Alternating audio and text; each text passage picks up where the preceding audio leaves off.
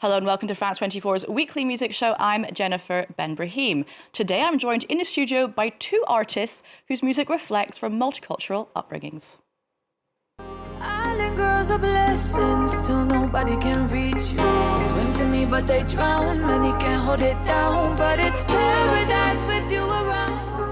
Franco-Haitian singer-songwriter Naïka grew up around the world, from the Caribbean to Kenya to South Africa and the United States. Her music is a reflection of her multicultural upbringing, singing in English, French and Creole. 3 EPs in, she's about to drop her debut album Eclesia, ancient Greek for the coming together of people, something that her music does very well.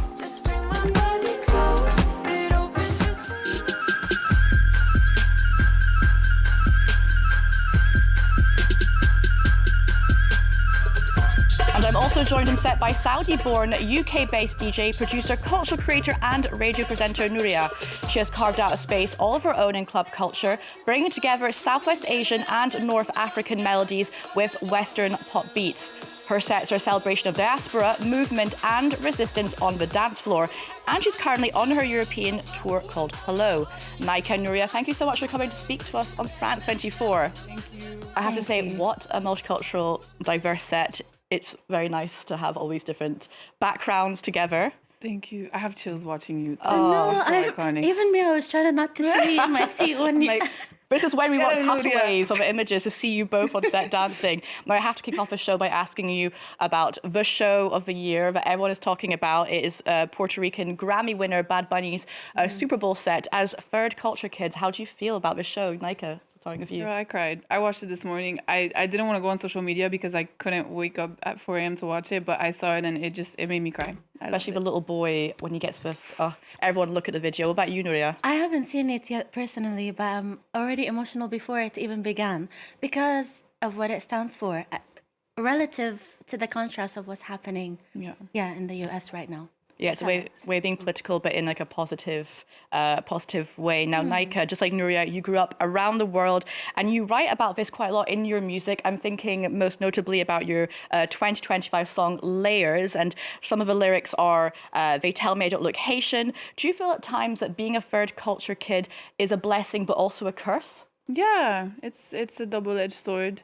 I think, as human beings, we have this innate need for belonging, and it's true that especially as an artist, like not being able to like tell people so straightforwardly I'm this or that, but I've realized especially through like the community that's coming together through this shared experience and identity crisis, it's brought me so much direction, and it made me feel really, really good. What about you, Nooriyah? Do you agree?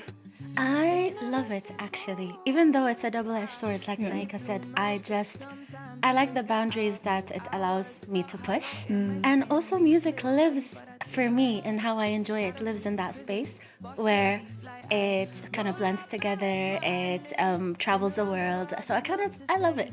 I read an interview where you even said that it travels with you in a suitcase, which I think is a perfect way of summarizing it. Now, Naïka, you just dropped your debut album, Eclesia, which is a wonderful blend of like modern pop with world music influences. Before we chat about it, let's take a listen to the latest single. This is the compa-infused track, One Track Mind. Love had me blind, didn't see the context. That I fell for a boy with a God complex. Really had me working overtime, cause I've been doing all of the sacrifices. Vampires sucking on my patience. I don't know, don't ask me, I don't know how one can be so cold, baby, you're so cold. Who made them pseudo? It's too gone to rewind. That boy is a one-track mind. He's a one-track mind. So that was One Track Mind. Now, Naïka is a very buoyant, very sunny, takes us kind of like an island vibe, but it does tackle this not so joyous theme of heartbreak. Tell us more. Yeah, something I love about compa songs is there's such a rhythmic groove, and then it's like heartbreak or so exactly the contrast. So I wanted to do that as well with this song, and I got inspired by a heartbreak of mine. But I love that that contrast, and also like doing it in English was cool to me because I noticed that a lot of the composites tend to be in French or Creole. So I think it's cool to bring the English side of it and then the Creole at the end too. Put your own stamp onto compa. Yeah. Now, you actually moved to the US at just 16 years old to pursue music, and I believe that you did so because most people you're listening to growing up were these American kind of pop artists. Who were you listening to and who has inspired you? Girl, Britney Spears changed my life. Say no more. Yeah, I saw her, and I've said this before in an interview. My parents would thought I was sleeping. They would put me to bed, and then I would wake up and like put my pajamas over my belly and like be in the mirror like acting like Britney Spears. She inspired me so much. What's Beyonce, your song? What's your Britney song that you have? Boys. I would make everyone at recess. I would like with my girlfriends. We would practice in a corner of the comment tu dis, la récréation, like The field, yeah. Yeah, Playground. and we would practice, choreo, so that when we get to the birthday parties, we had a special moments laid out for the performance. You were ready to perform. Yeah. What about you, Nooriyah? Who were you listening to growing up? I'm fascinated by this. And also, did you always think that music was on the cards for you? No is the answer directly. I actually come from an academic background of public health, so my research was into child nutrition in conflict zones, completely separate to music. So I never knew that this was a possibility for me. But I grew up listening to all the greats like Abdul Halim. Like I remember he used to have all these like umbrellas, and he would bring the lyrics and the music into life. And I just love the theater combination that you can bring into music, and that's why I love it. Like it brings a lot of different artistic feels into one. And I used to listen to Luther Vandross, so all sort of the classic people alongside whoever came after, like the Shireens and the Malham Zains and the Hussein Jasmis. Well, these great mixes that we'll talk about in just a bit, because you're actually on tour around Europe, and you're really known for blending, like having these such diverse sets of, Western pop, but also SWANA music, Southwest Asian and North African sounds. Why the decision to blend these, what seem like two opposing genres together? For me, actually, I mixed SWANA music with anything, whether it's reggaeton, soca, calypso, Carnatic music, Hindustani music. For me, the whole point is to showcase that SWANA music can stand its ground and is as infectious and it deserves a seat in the global musical table.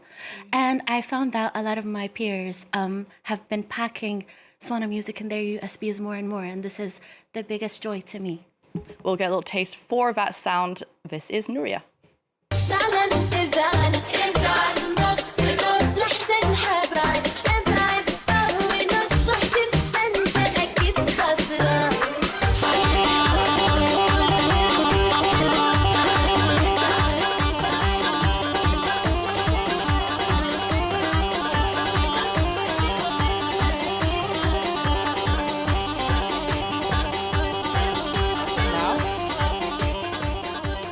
Such a fun show. I honestly recommend anyone to go check out Nooriyah live. Now, Nooriyah, for a long time, Arabic sounds have been kind of merely sampled, let's say in hip hop songs. I'm thinking Jay-Z's track Big Pimpin', or even last year's album, which I really loved, by Clips, and the song So Be It. Yeah. But do you think things are changing where, SWANA music's visibility is becoming kind of on a global scale?